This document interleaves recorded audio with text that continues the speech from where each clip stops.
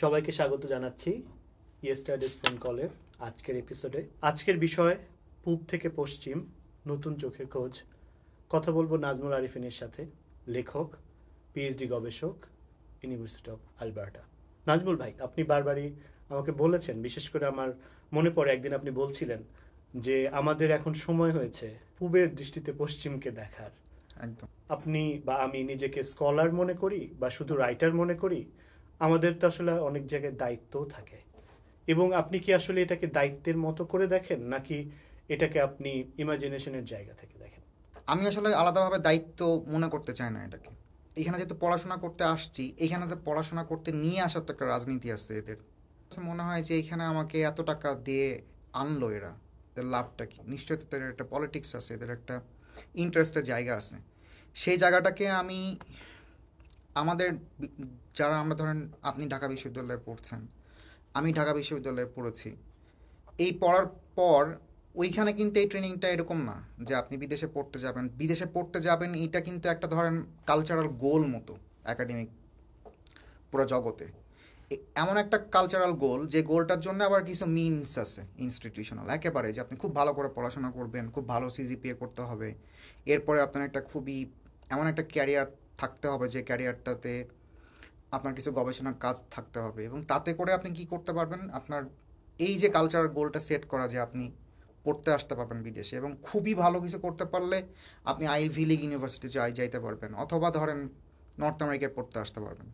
তো আসার পরে আমি অনেক চিন্তা করি যে এখানে যে আমাকে আনা হয়, এই আনার পরে কিন্তু এইটা কিন্তু একটা অন্যরকম ট্রেনিং আমার। আপনি যে ট্রেনিংয়ের মধ্যে দিয়ে আপনি যাচ্ছেন আপনার ডিপার্টমেন্টে, আমি এখানে যাচ্ছি। আপনার আমার যে ওয়ার্ল্ড ভিউ, এই ওয়ার্ল্ড ভিউকে যে তৈরি করে দিবে এরা, আমার কাছে মনে হয় এটার জন্যই আমাদের টাকা দিয়ে আনা এখানে, তাই না? যে আপনার আমার দেখার দৃষ্টিভঙ্গিটা যেন তারা যেভাবে দেখাতে চায় পৃথিবীটাকে, ওদের দৃষ্টিতে আমি দেখি। আমি যখন কোনো থিওরি পড়ি, পশ্চিমাদের থিওরি, সেই থিওরিটা কিন্তু যদি আমি নেই, বা আমার যদি একটা ডিপার অ্যাপ্রিসিয়েশন তৈরি হয় আমার ভিতরে, তার মানে কি, এটা কিন্তু একই সাথে শুধুমাত্র থিওরি না, এটা আমার কিন্তু একটা চোখ, যে আমি এই চোখটা দিয়ে আমি আমার বাংলাদেশের সব কিছু দেখবো। খেয়াল করে দেখবেন বাংলাদেশের যে কোনো ঘটনা, যে কোনো, মানে আমি খুবই একদম আরবিটারিলি বলতেছি আপনাকে, যে বাংলাদেশের যে কোনো সোশ্যাল ফেনোমেননকে যদি দেখেন, সেটাকে থিওরিটিক্যালি ব্যাখ্যা করার ক্ষেত্রে সবচাইতে বড় কন্ট্রিবিউশন কিন্তু পশ্চিমাদের। আমার ক্রিমিনোলজিক্যাল ফিল্ডে যেমন আমি দেখি, ধরেন ইভেন বস্তির একটা শিশু, সে কেন ক্রিমিনাল হয়, মানে ধরে যদি বলি স্ট্রিট ক্রিমিনাল বা স্ট্রিট চিলড্রেন ক্রাইম বলতে আমরা যা বুঝাই, সেটাও ভালো কাজ করে গেছে কিন্তু আপনার পশ্চিমা বিশ্বের লোকজন। এটা খুব ইন্টারেস্টিং লাগে আমার কাছে, এটা কেন হলো। তো তখন আমি যখন এইখানে আসলাম, আসার পরে আমার কাছে যেটা মনে হয় যে এরা আমাকে আনছে, এরা আমাকে অনেক কিছু শেখাবে। এই শেখানোটা আমাকে আমার মধ্যে দুই ধরনের বায়াস তৈরি করবে, একটা কনসাস বায়াস, একটা আনকনসাস বায়াস। অনেক ক্ষেত্রে কিন্তু আমি আনকনসাস বায়াসকে কাটায় উঠতে হয়তো পারবো না, ঠিক আছে, থাকবে আমার ভিতরে এটা। বাট আমি কনসাসলি যেটাকে আমি ধরেন বুঝতে পারি যে এইটা আমাকে এই চোখটা দিল, আমাকে এই থিওরিটা দিল, বা এই ট্রেনিংটা দিল, এই মেথোডোলজি শেখাইলো আমাকে, এটা দিয়ে আমি আমার বাংলাদেশকে বুঝতে কতটুকু পারি, বা আমি জোর করে বুঝতেছি কিনা আদৌ। বরং আমি চিন্তা করলাম, বাংলাদেশে তো আমি একটা ট্রেনিং পাইছি, আমি ছোটোবেলা থেকে আমার মফস্বলে যে আমার একটা ওয়ার্ল্ড ভিউ তৈরি হয়েছে, আমি পাড়ার যে ছেলেপেলেগুলোর সাথে খেলা করছি, তারা তাদের সাথে উঠা বসা আমার, সেটাও কিন্তু আমার একটা থিওরিটিক্যাল ট্রেনিং। ওইটাকে আমি হয়তো নেই না, কিন্তু আমার ভিতরে ওটা আসছে। আমি ধরেন সেই মফস্বলে ছোট্ট একটা শহর মেহেরপুর থেকে আমি ঢাকাতে গেছি, এরপরে কত রকম পলিটিক্যাল ন্যারেটিভের মধ্যে আমি বড় হয়েছি। ঢাকা ইউনিভার্সিটি আমাকে একটা অন্যরকম ট্রেনিং দিছে, ক্লাসরুম এবং ক্লাসরুমের বাইরে। এই ট্রেনিংগুলো কিন্তু আমার প্রত্যেকটাই আমার একটা থিওরিটিক্যাল জার্নি। এখন এই জার্নিটা আমার মধ্যে একটা চোখ তৈরি করছে, আন্ডারস্ট্যান্ডিংয়ের একটা নেচার তৈরি করছে। সেগুলো আমি সব ফেলাই দিয়ে এসে আমি যখন এই বইপত্রগুলো পড়বো, এইগুলা কেমন করে ওভার পাওয়ার করে আমার সমস্ত শেখাশেখিকে, এই জিনিসটা আমি বুঝতে চেষ্টা করি এখানে আসার পর। এখানে এমন করে আসছি যে এখানেই এসেই যে বোঝা শুরু করছি তা না, এটা হয়তো আমার আগে থেকে হয়েছে বাংলাদেশে থাকা অবস্থাতেই। তো আমি কখনো এই সব বইপত্রের মাঝখানে আমি বিমোহিত হই, আমার ভাল লাগে পড়তে, কিন্তু আমি এগুলোর মধ্যে নিজেকে, আমার ওই ট্রেনিংগুলোকে আমি হারাই যেতে দিতে চাই না। বরং আমি চিন্তা করে দেখলাম যে, যেমন আমি ছোট্ট একটা উদাহরণ দিই, আমি থাকি আপনার অ্যাডমন্টনের একটা ছোট্ট এলাকা, ওল্ড স্ট্র্যাটকোনা বলে এটাকে। তো আমি প্রতি রবিবার, আজকে যেতে পারতেছেন আপনার হাতে যেহেতু পডকাস্ট করতেছি, তো এইখানকার বলে যারা আপনার গৃহহারা বা হোমলেস, তাদের সাথে এডিকশনের একটা কানেকশন আছে, ঠিক বাংলাদেশের মতোই। তো ধরেন হোমলেসনেস, এডিকশন এবং ক্রাইমের এখানে একটা একটা বলতে পারেন যে ইন্টারসেকশনালিটি আছে, একটা কানেকশন আছে। এই কানেকশনটা এখানে অনেক স্টিগমাও আছে। যারাই হোমলেস তারাই হইতেছে আপনার ক্রাইমগুলো করে। যা ক্রাইম হয় ইউনিভার্সিটিটা, ধরেন এটা ভাঙছে, কেউ একটা ভাঙচুর হয়েছে, প্রথম টার্গেটটাই হয় কারা করছে, হোমলেসরা করছে। It's okay. তো এইটা যে হয়, তখন আমি চিন্তা করলাম এইখানকার হোমলেসনেস, এখানকার এডিকশনের প্যাটার্ন, এখানকার ক্রিমিনাল যে আন্ডার ক্লাসের প্যাটার্ন, এটা কি বাংলাদেশের মতো? আমি কি এখন তাহলে এইসব বই পড়ে শিখবো, নাকি বাংলাদেশে যে আমার ট্রেনিং, যেটা আমাকে আমার পুরো রাস্তাঘাট গাছপালা সব কিছু শেখাইছে। আচ্ছা, আপনি খুব ভালো একটা জায়গায় গেলেন আলাপটা। আমি একটু এখান থেকেই আরেকটা, ঠিক প্রশ্ন না, আমি একটা কমেন্ট করতে চাই। আপনার ছোট একটা শহর থেকে শুরু, আপনি কিভাবে দেখেন যে আপনার এই ট্রানজিশন মেহেরপুর থেকে ঢাকা, বা আরো স্পেসিফিক্যালি বলতে গেলে ঢাকা ইউনিভার্সিটি, সেখান থেকে এডমন্টন, বা আরো স্পেসিফিক্যালি বলতে গেলে ইউনিভার্সিটি অফ অ্যালবার্টা, এই জার্নিটাকে যদি আপনাকে লুক ব্যাক করতে বলি একটু কষ্ট করে, আপনি কোন কোন জিনিসগুলো হাইলাইট করতে চান? যেটা আমি বলছিলাম ওইখান থেকে শুরু করি, তাহলে ধরেন কানেকশনটা থাকবে, আমি আবার পিছনে ফিরে যেতে পারবো। তো আমি যখন চিন্তা করলাম, কয়েকদিন ধরেন আমরা করি কি, বিকেলবেলায় একটা কমিউনিটি ভলেন্টিয়ারিং করি। তো আমরা ওদেরকে ধরেন খাবার, এই ধরেন শীতের সময় কাপড়, তারপর হাত মোজা থেকে শুরু করে, কিন্তু আমরা হার্ম রিডাকশন কিটও দিই, যাতে এডিকশন তো এটা করবেই, যেন আপনার সেফার ওয়েতে করে। ঠিক আছে, এটা নিয়ে অনেক কন্ট্রোভার্সি আছে এখানে। তো এটা করার সময় আমি যখন প্রতিনিধিকে দেখি, তখন আমার কাছে মনে হয় যে বাংলাদেশের ধরেন যারা আমি বলি কোট আনকোট আন্ডার ক্লাস, তাদেরকে যেভাবে দেখা হয়, পুলিশ এদেরকে ধরেন সরাই দিতেছে, ঠিক একইভাবে সব কিছু, কোনো কিছু হলে দেখি ওরা সবার আগে ক্রিমিনালাইজড হয়। তো আমি চিন্তা করে দেখলাম, এদেরকে কি আমি এইসব থিওরি পড়ে শিখবো, নাকি আমি বাংলাদেশের দৃষ্টিতে দেখবো? তখন আমি চিন্তা করলাম যে অনেক হয়েছে একটা খেলা, যে ধরেন যদি আমি বলি যে আমাদের পার্টটা অ্যাডোর্ড সাইদের ভাষায় ওরিয়েন্টালিস্ট পার্ট, এই ওরিয়েন্টালিজমের যে পলিটিক্স, যে ওরিয়েন্টাল ওয়ার্ল্ডের সমস্ত ফেনোমেনন, সেগুলোর এক্সপার্ট কিন্তু ওয়েস্টে বসে আছে। কিন্তু ওয়েস্টার যেসব ঘটনাগুলি হয়, সেটা কিন্তু বাংলাদেশে বসে আমরা বাংলাদেশের চোখ দিয়ে দেখি না, বা গ্লোবাল সাউথের চোখ দিয়ে দেখি না। তা আমি সেজন্য মনে করি যে পৃথিবীতে এখন এই ট্রেন্ডটাকে আমার মনে হয় চেঞ্জ হওয়া শুরু হয়ে গেছে। বিশেষ করে আফ্রিকানরা এটা চালু করছে। আপনি বলতে পারেন যে ইন্ডিয়ানরাও অনেক ভালো ভালো এখানে আপনার থিওরিটিক্যাল ন্যারেটিভ তৈরি করছে, যেমন সাবঅল্টার্ন স্টাডিজ একটা, পোস্ট কলোনিয়ালিজম একটা। তো সেই সব ক্ষেত্রে আমি চিন্তা করলাম যে বাংলাদেশিদের নিজেদের অনেক অনেক জায়গা আছে, যেটা দিয়ে আমরা আমাদের চোখ দিয়ে পৃথিবীটাকে দেখব।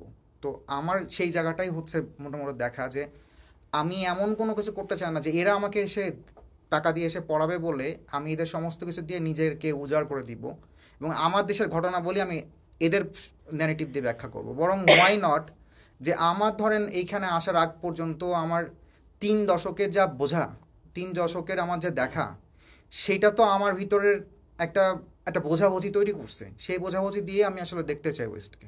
তো আমি যে যে জায়গায় যেতে চাচ্ছিলাম আসলে ওই, আপনি একটু যদি লুক ব্যাক করতেন, এবং এই যে এই চোখ, এখন যে আপনি রিয়েলাইজেশনে এসেছেন যে আপনি এভাবে দেখতে পারেন, এটা তো আসলে অনেক, আমার কাছে মনে হয় খুব সাম্প্রতিক, যতদূর মনে হয়েছে। তো ধরেন আমাদের যখন আমরা একটা জায়গা থেকে আরেকটা জায়গায় ট্রানজিশন হয় আমাদের, এটা এটা যে ধরনেরই হোক, একটা শহর থেকে আরেকটা শহরে মাইগ্রেট করেন, বা একটা দেশ থেকে আরেকটা দেশে মাইগ্রেট করেন, এই যে জিওগ্রাফিক্যাল আইডেন্টিটি চেঞ্জ হয়ে যাওয়া, এটা তো আসলে অনেক কিছু অনেকভাবেই ম্যাটার করে। সেটা কি আপনার জার্নিতে কোনোভাবে ম্যাটার করেছে কিনা, আপনার কাছে কি মনে হয়? ইফেক্ট তো করে। ধরেন আমরা তো আসলে ভূগোলেরই সন্তান। যেমন ধরেন ছোটবেলায় যখন আমি ছোট্ট শহর মেহেরপুরে বড় হলাম, তখন সেখানকার মাটি ও মানুষ আমাকে এমন করে শেখাইছে যে আমার কতটুকু চিন্তা করা উচিত, আমার চিন্তার পরিসর কতদূর যাবে, আমি কতটুকু সেকুলার হইতে পারবো, আমি কতটুকু লিবারাল হইতে পারবো, আমার চিন্তা ভাবনা কতটুকু ধর্ম দ্বারা নিয়ন্ত্রিত হবে, বা এর বাইরে কি আছে। তো আমার এরপরে ধরেন যেটা হয়, আমার পারিবারিক আবহাওয়া তো আমার ফার্স্ট ট্রেনিং, তাই না? তারপর আমার নেইবারহুড আছে। কিন্তু আমার কাছে মনে হয় যে আমার একটা খুব, আমি লাকি যে ধরেন মেহেরপুর খুব একেবারেই বললাম ইন্ডিয়ান বর্ডারের কাছে কাছে থাকার কারণেই হোক, যারা কাছের মানুষ তাদের একটা বামপন্থা চর্চার মানে সেই সাহচর্যটা পাওয়ার জন্যে হোক, আমার কাছে যেটা মনে হয় যে আমি মেহেরপুর কিন্তু কুষ্টিয়া বলেন, মেহেরপুর বলেন, এই পুরা নদীয়ার পাশাপাশি জায়গাটা আপনার ঐতিহ্যগতভাবেই কিন্তু একটু বামপন্থা চিন্তার জন্য খুবই খুবই বিখ্যাত। ধরেন ওয়ার্কার্স পার্টি ওইখানে বহুত কাজ করছে ওই সময়। তো আমার কাছে মনে হয় যে ওইখানে আমার যারা সিনিয়র, আমার আগের যারা প্রজন্মের মানুষ, তাদের কাছ থেকে আমি যে শিক্ষাটা পাইছি একটু সব কিছু ডিফারেন্টলি দেখা। আমার সময়ে পাবলিক লাইব্রেরি আমার জীবনে খুব গুরুত্বপূর্ণ ভূমিকা রাখছে। পাবলিক লাইব্রেরিতে আমি এত পরিমাণ রাশিয়ান বই পাইছি, এত পরিমাণ যেসব বইগুলো বিকল্প ভাষায়, মানে বিকল্প ভাষার হইলেও বাংলাদেশে বাংলা ভাষা সেগুলো অনুবাদ করা হয়েছে। আমি এই জন্য অবশ্যই আমার বোঝাবুঝিতে আমি সেবা প্রকাশনীকে অনেক অনেক বড় স্থান দিতে চাই সবার আগে। যে কোনো বইয়ের আগে আমি মনে করি যে আমার একটা আলোকিত চিন্তা যতটুকু আমি করতে পারি, যে একটু ডিফারেন্টলি চিন্তা করার ক্ষেত্রে আমার এই অনুবাদগুলো অনেক কাজে দিছে। আমার ছোটোবেলায় আমি যখন আলপিন পড়ছি, আমি ছোটোবেলায় যখন ছুটির দিনে পড়ছি, আমি যখন প্রথম আলোর কার্টুন দেখছি এবং অন্যান্য পত্রিকাগুলো যখন আমি পড়ছি, আমার কাছে মনে হয় এইগুলা আমাকে শেখাইছে যে অন্য কিছু যাই হোক না কেন, বৃহত্তর পলিটিক্যাল অ্যাটমসফিয়ারে এর বাইরে কথা বলা যায়, সেটা নিয়ে বিদ্রুপ করা যায়, সেটা নিয়ে চিন্তা করা যায়। আপনি যখন প্রথম আসলেন, আমি আপনার কত দূর মনে আছে আমি জানি না, প্রথম এডমন্টনে আসলেন, আপনি আসলে দুইটা জায়গা থেকে বললে আমি সবচেয়ে খুশি হব। একটা হচ্ছে অ্যাজ এ স্কলার আপনার এই ধরনের কোনো কালচারাল শক হয়েছে কিনা বা কোনো রকম স্ট্রাগল হয়েছে কিনা। দ্বিতীয় হচ্ছে একদম পার্সোনাল জায়গা থেকে আপনি আসলে কোনো ধরনের অ্যাংজাইটি বা কোনো শকের মধ্যে দিয়ে গিয়েছেন কিনা। লাকিলি আমার ওই রকম শখটা একটু ডিফারেন্ট অন্যদের চাইতে, যে আমি যেহেতু এখানে খুব আসতে চাইছি, এখানে আমি যে যাব, এখানকার ক্লাইমেটের সমস্ত কিছুই, তো আমাকে এটা কিন্তু ভাবা লাগছে। তো এটা নিয়ে আমার একটা পারসিভড একটা আগে থেকে আমার একটা ধারণা ছিল যে আমি এটা যাব, যাওয়ার পরে ওইখানে গিয়ে আমাকে কী কী ফেস করতে হতে পারে। তবে আমার কাছে আমি খুব একটা অন্যরকম একটা ডিসিশন নিয়েছিলাম আসার আগে, সেটা হচ্ছে যে আমি প্রথমে ক্যানাডিয়ানদের সাথে থাকবো। তো লাকিলি আমি পেয়েও গেলাম। তো এর মধ্যে একজন স্টুডেন্ট, আরেকজন মেয়ে, একজন ছেলে, দুজন চাকরি করেন। তো আমরা চারজন বলতে পারেন যে চার ধরনের মানুষ। তিনজনই ক্যানাডিয়ান, আমি থাকি একজন বাংলাদেশি। তো ওইটা একটা শখের জায়গা আমার, যে আমাদের এই চারজনের মধ্যে বাংলাদেশিরাও এখানে দেখবেন এইভাবে থাকে না। আমরা যেভাবে থাকি সেটা হচ্ছে আমরা মিল শেয়ার করি। আমরা যে যেখানে থাকি না কেন সারাদিন, রাতে ডিনারটা সব আমরা একসাথে করি এবং একজনই রান্না করে, বাকি তিনজন তার রান্নাটা খাই। তো প্রতিদিন এক একজন এক একজন রান্না করে। তো সপ্তাহে হয়তো আপনার কোনো সপ্তাহে আপনি 2 দিন রান্না করেন, কোনো সপ্তাহে পরের সপ্তাহে হয়তো আপনি একদিন রান্না করেন, মানে যেহেতু চারজন, তো আপনি একদিন, আরেকদিন আরেকজন, আরেকদিন আরেকজন, আরেকদিন। তো আমি চিন্তা করলাম যে আমি তো বাংলাদেশি রান্না করব, ওরা কানাডিয়ান তিনজন রান্না করবে। এটা কিন্তু একটা চ্যালেঞ্জ যে আপনি how to introduce your Bangladeshi কুইজিনস to them.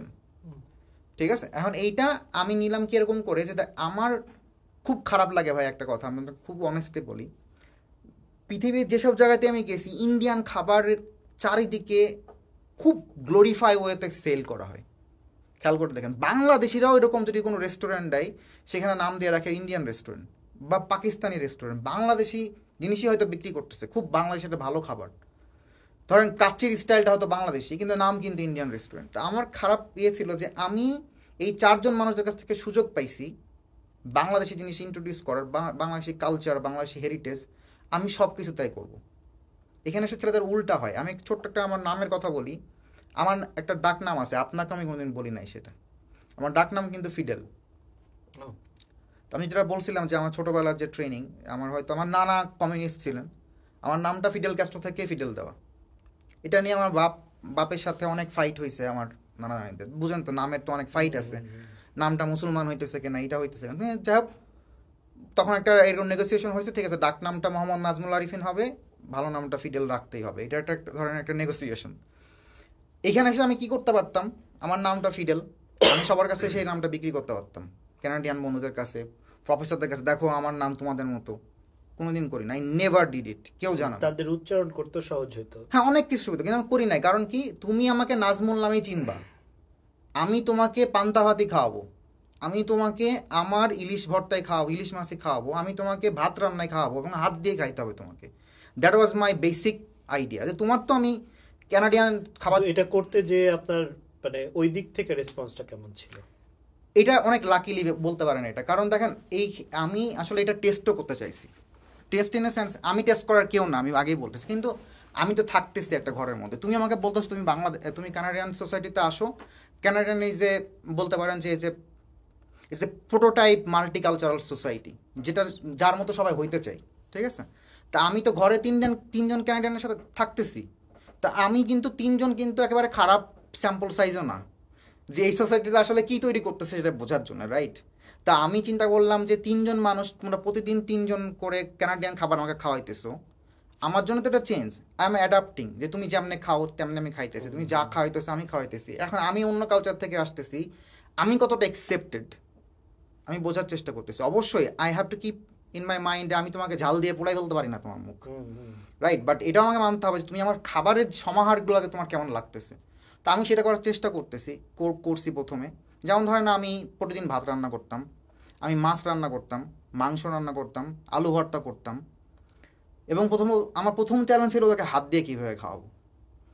এটা খুবই, আপনি দেখলে খুব অবাক হইতেন, প্রথমে ওরা এরকম এরকম করে খাইতো, আমার খুব দেখতে ইয়া লাগতো যে ওরা খাইতেছে, চেষ্টা করতেছে। এখন ওরা অনেকটা আমার মতো করে খায়, যেহেতু 1 বছর হয়ে গেছে। ইটস এ বিউটিফুল জার্নি, যেমন একসাথে এটা করছি, একসাথে আমরা বাংলাদেশি চা খাই, মুড়ি খাই, সমস্ত কিছু করি। ধরেন বাংলাদেশি দিন আমরা 1 এপ্রিল মানে হয়েছে আপনার, আমাদের 14 এপ্রিল পহেলা বৈশাখ, সেদিন আমি সমস্ত কিছু শুটকি ভর্তা করছি, একদম পান্তা ভাত করছি, সব কিছু করছি।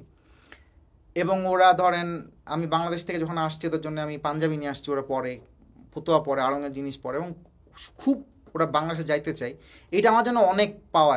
আমার এরকম এক্সপিরিয়েন্স না হলেও আমার একটা জিনিস, একটা অবজারভেশন বলতে পারেন, যে আমার মনে হয়েছে যে এখানে আসলেই নতুন চোখ, বিশেষ করে যেই চোখের সন্ধানের কথা আমরা বলছি, সেই চোখের জন্য আসলেই কি এক ধরনের ডিজায়ার তৈরি হয়েছে?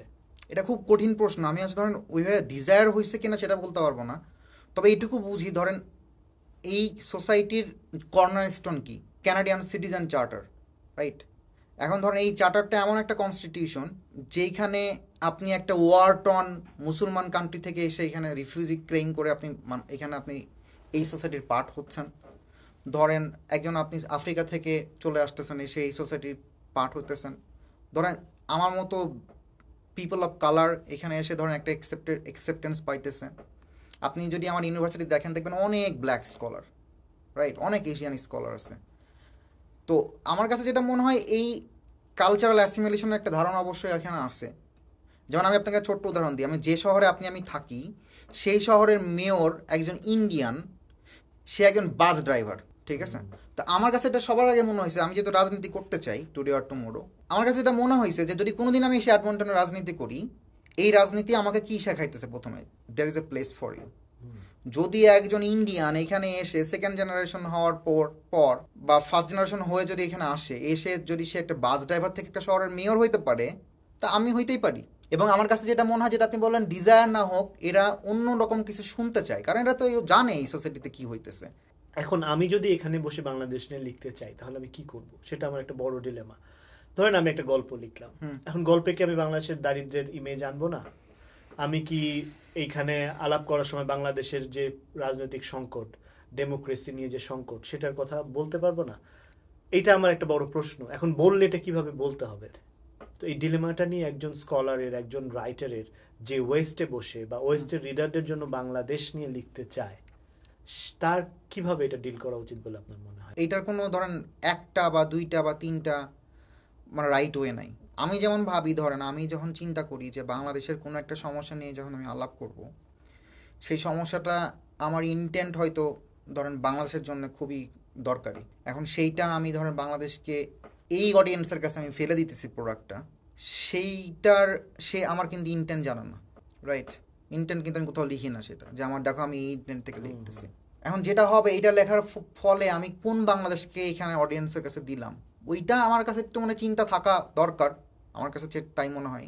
আমি যেহেতু এখানে আছি, আমার দুইটা জিনিস কাজও তখন হয়, যে আমি যেহেতু খুব রিসোর্স পাইতেছি, এখানে বই পাইতেছি, পৃথিবীর যে কোনো জার্নাল আর্টিকেল আমি পড়তে পারতেছি। আমি আসলে একটা কানেকশন বিল্ড করার চেষ্টা করি সবসময়। ধরেন আমি বাংলাদেশের টেরোরিজম নিয়ে কাজ করি, বাংলাদেশের টেরোরিজমের সাথে আসলে এখানকার টেরোরিজম একে অপরকে কীভাবে কস্ট ফার্টালাইজ করতেছে, বাংলাদেশের নাই হইতেছে, এই জায়গাতে আমেরিকা কানাডার ভূমিকা কী বা ওয়েস্টার ভূমিকা কী, গ্লোবাল সাউথ ইন্ডিয়া যা হইতেছে, ইন্ডিয়ার সাথে এখানকার কানেকশন কী, আমি এইভাবে একটু দেখার চেষ্টা করি।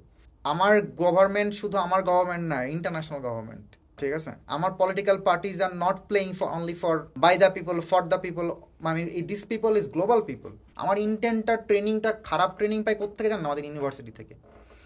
যখন আমি অনার্সের প্রথম মনোগ্রাফ করব, আমার টিচারের কাছে যখন যাই, আমরা গিয়ে বলি কী বিষয়ে মনোগ্রাফ করবো, এখন মার্কেটে কি চলতেছে, রাইট? মাস্টার্সের থিসিস করবেন, তুমি কোন থিসিসটা করলে বিদেশে গিয়ে তুমি দ্রুত যাইতে পারবা। সো এই ট্রেনিংগুলাই তো আপনাকে দেওয়া হয়েছে, এই ট্রেনিংগুলো দিয়েই তো আপনি আর আমি বড় হয়েছি। এখন এই ট্রেনিংয়ের তো ইন্টেন্ট খারাপ করে দিচ্ছে আমার। এখানে এসেও তো মনে হয় ও আচ্ছা এখানে কি চলতেছে, সবচেয়ে ভালো হয় কি বাংলাদেশের টেরোরিজম বিক্রি করো, বাংলাদেশের প্রভার্টি বিক্রি করো, বাংলাদেশের আনএমপ্লয়মেন্ট বিক্রি করো। এটা অনেকের কাছে মনে হইতে পারে। তো এই আলাপগুলা আমি অবশ্যই করতে চাই। বাংলাদেশে কি কি নাই, কি কি খারাপ হইতেছে, সেই আলাপগুলো না করলে আমি আসলে তাহলে কি বালের স্কলার হইলাম? আমি তো চিন্তা করলে আমাকে করতে হবে। এখন তার আগে আমার চিন্তা করতে হবে যে এই যা যা নাই, যা যা সমস্যা, সেই সমস্যার সাথে আমি কি ইন্ডিয়াকে কানেক্ট করতে পারতেছি?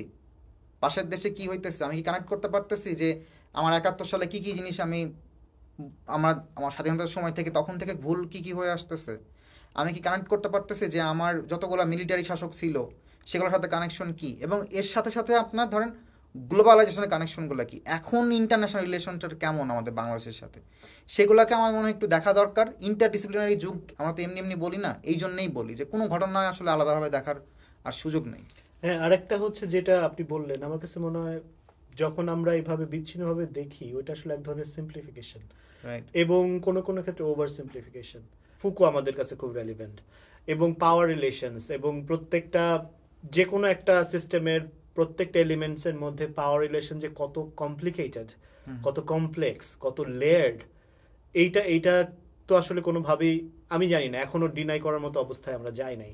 এই যে যে ডিলেমাটা একজন ব্যক্তি হিসেবে, যে এই ডিলেমার মধ্যে দিয়ে আমরা যখন যাই কোনো কাজ করতে, যে আপনি এই ধরনের ডিলেমার মধ্যে দিয়ে গেছেন এবং সেটা আপনি কিভাবে ডিল করছেন? যখন আমি কোনো গ্লোবাল এয়ারপোর্ট পার হই, যখন আমার নামের আগে মোহাম্মদ থাকে এবং নাম লেখা থাকে রিলিজিয়ন ইসলাম, আমাকে একটা আলাদা স্ক্রুটিনির মধ্যে দিয়ে যাইতেই হয়। তো আমি ধরেন ওই যে ব্যাড মুসলিম আর গুড মুসলিমের যে ফ্রেম, এই ফ্রেমিংয়ের মধ্যে দিয়ে আমি অনেকে বলতে চাই যে ও আচ্ছা আমি যেটা করতে চাই, আমার এলাকা যতগুলো ব্যাড মুসলিম তাদের নিয়ে কথা বলবো, and it makes us a different other kind of good Muslim. আসলে এটা হয় না জিনিসটা, বুঝতে পারছেন? এটা এত সহজ না।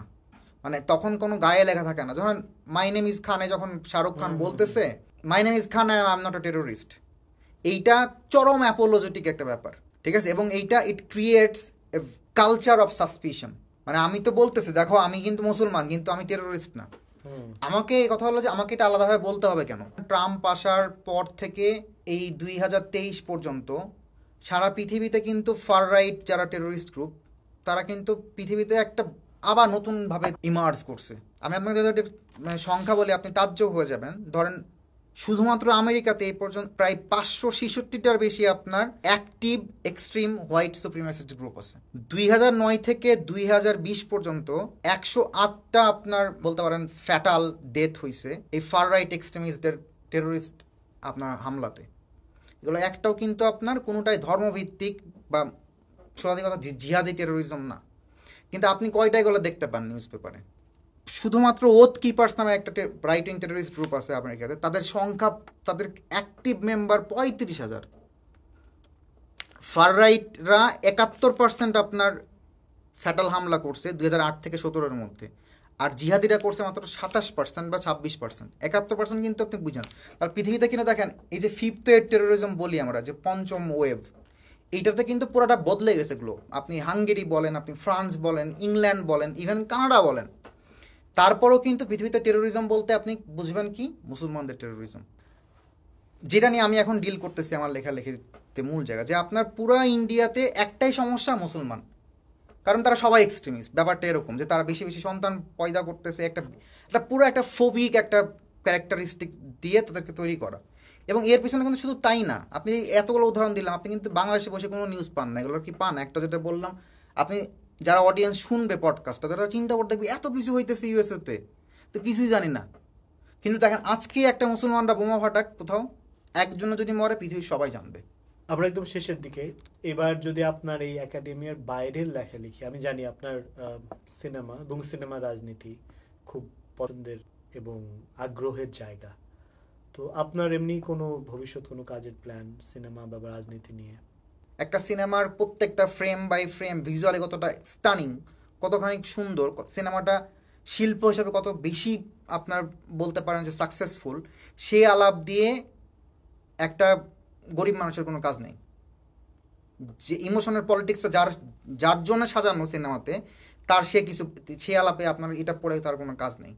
একটা এনিম্যাল সিনেমা যখন রিলিজড হয় এবং সিনেমায় যখন ভিলেন হয় আপনার ববি দেওল, এবং সে তাকে বানানো হয় একটা এক্সট্রিম মুসলমান, যে আপনার ধরেন একসাথে 2টা 3টা 4টা করে বাচ্চা পয়দা করতেছে, পৃথিবী আপনার ওভার পপুলেট করতেছে মুসলমানরা, এবং সে আপনার পৃথিবীতে যত ধরনের ধরেন ঘরের মধ্যে এবং বাইরের খারাপ কাজে কিভাবে নিজেকে এনগেজ করতেছে সেটা যখন আপনাকে খুব গ্রাফিক্যালি দেখানো হইতেছে, আমার কাজ তখন সিনেমার পলিটিক্সটা বোঝা, সিনেমা কি ইমোশনটা নিয়ে খেলতেছে সেটা নিয়ে বোঝা, আমি সেটা নিয়ে কাজ করতে চাই। আরেকটা জিনিস দরকার হয়, সেটা হচ্ছে আপনার ন্যাশনালিজমের বুদবুদ। আর এই ন্যাশনালিজমের বুদবুদটা তৈরি করার জন্য আপনার তো একটা প্রতিপক্ষ লাগে, আর এই প্রতিপক্ষটা এখন শুধুমাত্র মুসলমান। আপনি জি দেবের আপনি ধরে ধরে সিনেমা বের করেন, সবচেয়ে সাকসেসফুল সিনেমাগুলোর ভিলেন দেখেন মুসলমান। থিসিস কমিটি বলেন বা অন্য কমিটি বলেন, যদি এটাকে আমার সাইড প্রজেক্ট বানাইতে হয়, তাহলে আমার আরেকটা সেকেন্ড প্রজেক্ট আমি চিন্তা করে রাখছি, সেটা হচ্ছে আমি দেখাইতে চাই কীভাবে ধরেন ফার রাইট টেরোরিজমের পলিটিক্স আস্তে আস্তে ডেমোক্রেসির সাথে এতটা কাছাকাছি চলে আসলো, যে আমরা এখন আর ডেমোক্রেসি কোনটা আর কোনটা ফার রাইট পপুলিজম আমরা এটা বুঝতে পারতেছি না। তো এই আশাআশির ব্যাপারটা আমি বুঝতে চাই ধরেন পোস্ট ট্রাম্পিজমের থেকে। 2014 সাল থেকে পৃথিবীতে ডেমোক্রেসি এই, it is not only Bangladesh. যদি কেউ বলে এটা ভুল, আমি আপনাকে দেখাই দিতে পারবো। আমি ইয়র্ক ইউনিভার্সিটিতে আমি গত সামারে একটা প্রেজেন্টেশনও দিচ্ছি আপনার এটার উপরে, যে ডেমোক্রেটিক ডিক্লাইন, মানে এটা ইন্ডিয়া সহ, ইন্ডিয়া ধরেন, কিন্তু ইন্ডিয়ার ডেমোক্রেসি কিন্তু এরকম যাইতেছিল প্রত্যেকটা ইনস্টিটিউশন। ওইখান থেকে হঠাৎ করে কীভাবেও একটা দেশ প্রেস ফ্রিডম বলেন, মানে যতগুলা আপনার ডেমোক্রেসির ইন্ডেক্স আছে সবগুলাতে কীভাবে এত খারাপ অবস্থা যাইতেছে। এই পুরা জিনিসটা কি শুধুমাত্র বিচ্ছিন্নভাবে কি গ্লোবাল সাউথে হইতেছে? তাহলে ধরেন ভিক্টর অকবার্ন কীভাবে আপনার হাঙ্গেরিতে কাজ করতেছে, কীভাবে লাপেন আসতেছে আপনার ফ্রান্সে, কীভাবে বরিস জনসন তাহলে আপনার ইংল্যান্ডে এভাবে ইয়ে করে গেল, কীভাবে ট্রাম্পের মতো এখানে একজন আসলো, নাকি ঘটনাগুলো আসলে একই সূত্রে গাথা, এইটা আমি আসলে দেখতে চাই। খুব ইন্টারেস্টিং, ধন্যবাদ। আমাদের আসলে এত বিষয় নিয়ে আলাপ হয় এবং আমরা খুব কষ্ট করে এক টপিকে থাকতে পারি। আজকে অনেকক্ষণ ছিলাম, ধন্যবাদ। আর আরও কথা হবে আপনার সাথে এবং অনেক অনেক বিষয় নিয়ে আমাদের আলাপ করার আছে। তো ভালো থাকবেন। থ্যাংক ইউ আপনাকে, আমাকে আসলে আপনার এই নতুন একটা একেবারে উদ্যোগে আমাকে অতিথি হিসেবে আনার জন্য। কথা বলে অনেক ভালো লাগলো, ইনশাল্লাহ আর অনেক কথা হবে আমাদের।